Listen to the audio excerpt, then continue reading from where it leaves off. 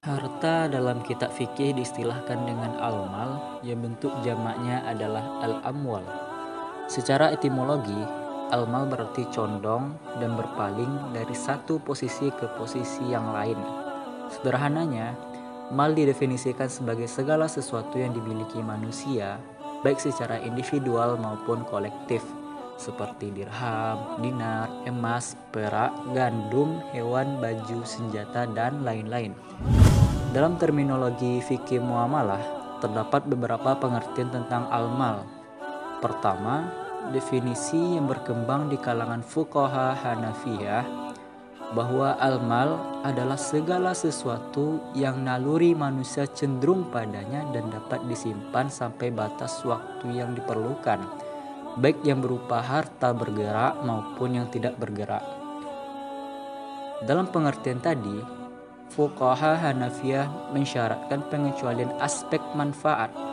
Menurut pandangan mereka, manfaat tidak termasuk konsep harta, melainkan masuk konsep milkiyah. Kemudian definisi yang kedua, konsep harta yang berkembang di kalangan jumhur fuqaha mazhab Malikiyah, Syafi'iyah, Hanabilah, bahwa al-mal adalah sesuatu yang naluri manusia cenderung kepadanya dan dapat diserah terimakan dan orang lain terhalang mempergunakannya. Dalam pengertian itu, mengisyaratkan pandangan mereka bahwa harta tidak terbatas pada materi, melainkan juga pada manfaat. Dalam kedua definisi tadi, yaitu definisi dari ulama Hanafiyah dan jumhur ulama, terdapat perbedaan esensi harta yang dikemukakan jumhur ulama dengan ulama Hanafiyah.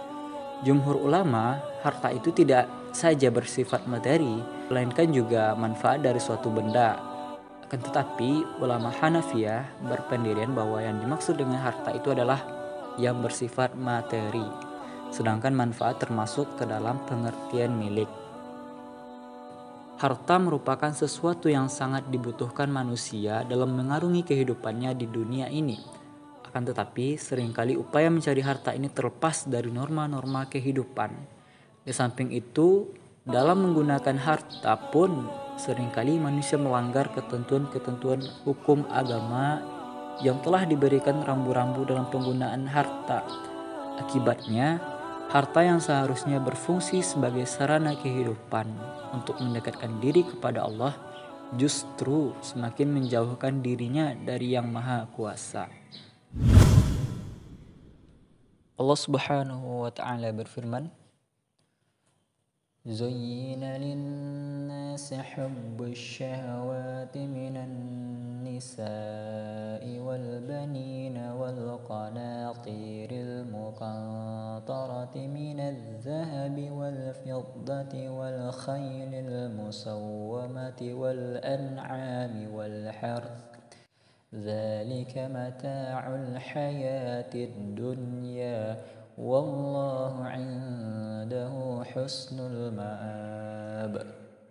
Artinya, dijadikan indah bagi manusia kecintaan pada aneka kesenangan yang berupa perempuan, anak-anak, harta benda yang bertimbun tak terhingga berupa emas, perak, kuda pilihan, binatang ternak, dan sawah ladang.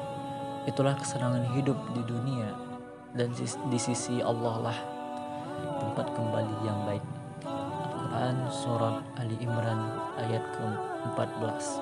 Adalah keliru kalau manusia menjadikan harta dan anak sebagai tujuan hidupnya. Perempuan, anak-anak, emas dan perak, kendaraan, binatang peliharaan, dan semua kekayaan adalah menyenangkan manusia dan sangat dicintainya. Sebenarnya bukan sesuatu yang terlarang mencintai benda-benda itu, karena manusia tidak dapat terhindar dari mencintainya. Sungguhnya Allah menjadikan tabiat manusia cinta kepada harta, benda, dan kesenangan. Oleh sebab itu, Allah menjadikan harta, benda, dan kesenangan sebagai sarana menguji keimanan seseorang. Apakah dia akan menggunakan semua harta dan kesenangan itu untuk kehidupan duniawi saja, ataukah dia akan menggunakan harta bendanya untuk mencapai keridhaan Allah. Dalam ayat ini, mencintai istri disebutkan lebih dahulu daripada mencintai anak-anak. Pada umumnya, mencintai anak tidak menimbulkan problema. Dalam masyarakat, banyak terjadi seorang laki-laki mengutamakan cinta kepada perempuan dengan mengabaikan cinta kepada anak. Seperti laki-laki yang kawin lebih dari satu, dia curahkan cintanya kepada istri yang lain, diberikan nafkah yang banyak, sedang istrinya yang tua diabaikan. Dengan demikian, anak-anaknya jadi terlantar. Karena pendidikannya tidak lagi diperhatikan, banyak pula anak-anak penguasa dan orang kaya yang rusak akhlaknya karena bapaknya mencintai perempuan lain. Harta yang melimpah ruah akan menggoda hati manusia serta menyibukkan mereka sepanjang hari untuk mengurusnya. Hal ini sudah barang tentu akan dapat melupakan orang terhadap Tuhan dan kehidupan akhirat. Cinta kepada harta telah menjadi tabiat buruk manusia, karena harta adalah alat untuk memenuhi keinginan. Keinginan manusia tidak ada batasnya, maka mereka mengejar harta tidak henti-hentinya.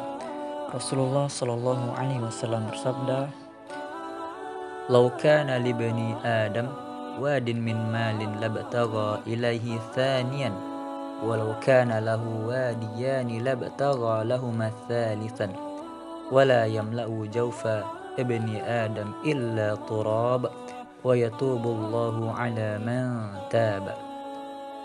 Sekiranya manusia itu mempunyai satu lembah harta, niscaya ia ingin yang kedua. Kalau ia mempunyai dua lembah, niscaya ia ingin yang ketiga. Tidak ada yang dapat memenuhi perut Bani Adam kecuali tanah, dan Allah mengampuni orang-orang yang bertaubat kepadanya.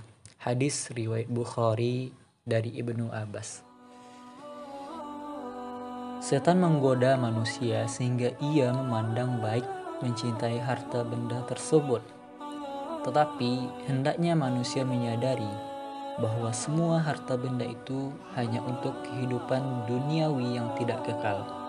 Tidak benar apabila harta benda dijadikan sebagai cita-cita dan tujuan akhir dari kehidupan dunia yang fana ini, sehingga dia terhalang untuk mempersiapkan diri bagi kehidupan yang sebenarnya, yaitu kehidupan akhirat yang abadi.